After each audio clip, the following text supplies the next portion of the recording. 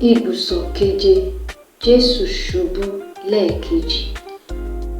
A wá foríbalẹ̀ fún Jésù, a sì yìn ológo. Nítorí nípa àgbélébùú mímọ́ rẹ̀ ló ti fi ra aráyé padà. Bí ó tilẹ̀ jẹ́ pé Símónì ará Sírénì bá gbé àgbélébùú rẹ̀, Jésù sì tún ṣubú lẹ́ẹ̀kejì.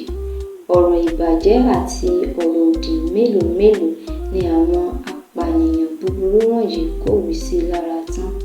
Pẹ̀lú ìwà ìkà wo ni wọn kò sì tún lù ú bí ó ti ṣubú. Síbẹ̀síbẹ̀ Jésù kò wíjọ́.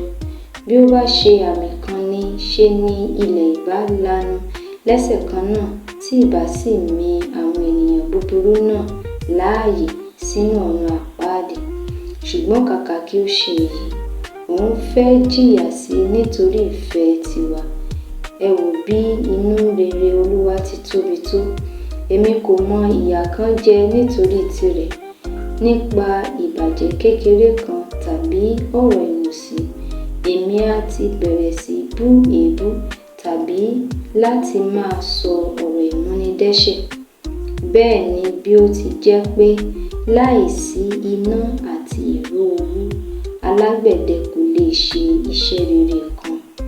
Bákan náà ni ó rí pé láìsí àgbélébùú àti ìyọnu, èmi kò lè hun adé mi tọ̀nà. Bẹ́ẹ̀ ló rí Jésù, àti láti ìsinsìnyí lọ, pẹ̀lú ìrànlọ́wọ́ oore-ọ̀fẹ́ rẹ̀, èmi yóò gba gbogbo ìyà tí ó fi fún mi pẹ̀lú ìfẹ́ àti ayọ̀, bí ó ti wù kí ó lòdì sí ìwà ara mi tó. Bàbá tí ń bẹ ní ọ̀run, ká bọ̀wọ̀ fún orúkọ rẹ̀, kí ìjọba rẹ̀ dé, ìfẹ́ tẹni ká ṣe láyé bí wọ́n ti ń ṣe ní ọ̀run. Fún wa lóúnjẹ òòjọ́ wa lónìí, dárí ẹ̀ṣẹ̀ wa jì wá bí a ti ń dárí ẹ̀ṣẹ̀ jì àwọn tó ṣẹ̀ wá. Má fà wá sínú ìdánwò, ṣùgbọ́n gbà wá kúrò nínú ibi. Àmín. Ṣàánú fún wa Olúwa, ṣàánú fún wa. Nípa àánú Ọlọ́run kẹ́mi àwọn olódodo tó ti ṣaláìsí sinmi lálàáfíà. Àmín. Òun wo ọmọ rẹ̀ olùfẹ́ tó ń dákú lọ ní ìbànújẹ́,